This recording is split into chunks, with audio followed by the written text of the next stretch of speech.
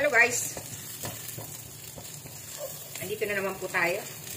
Magluluto ng maamong gulay. Maamok o mabait na gulay. Magalang. Alam niyo na kung ano yung magalang na gulay. Basta, igisa natin to. Lutuin natin itong bawang at sibuyas. Dahil masarap pagkalasa ang bawang sibuyas.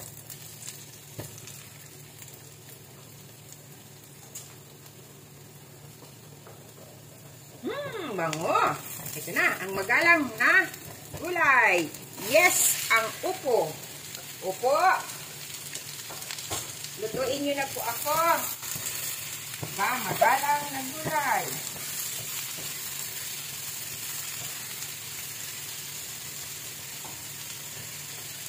Alam nyo, dapat ang unahin ko yung sahog.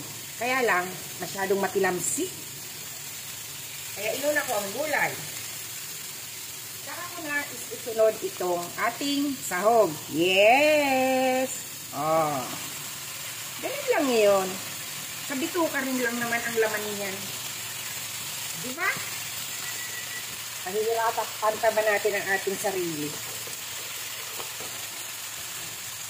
Yung lata, lagyan natin ng tubig. Oh. Saka natin ilagay dyan.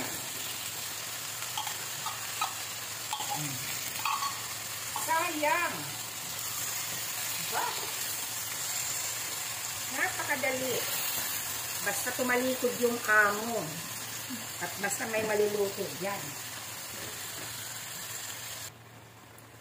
Lagyan natin ng patis, guys. Yan. Lagyan natin ng paminta. Yan. Paminta. Lami kaayo.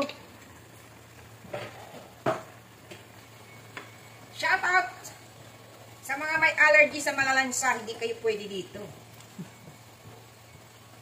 O, diba? Lami kaayo.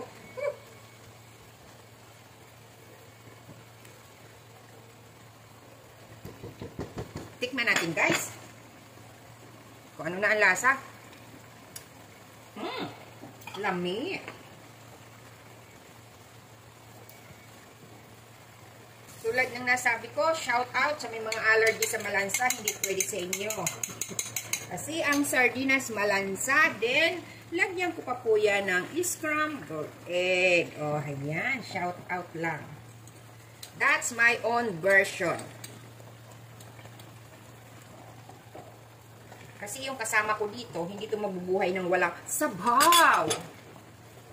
Alagyan natin yan ng spring onion. Yes. Yan.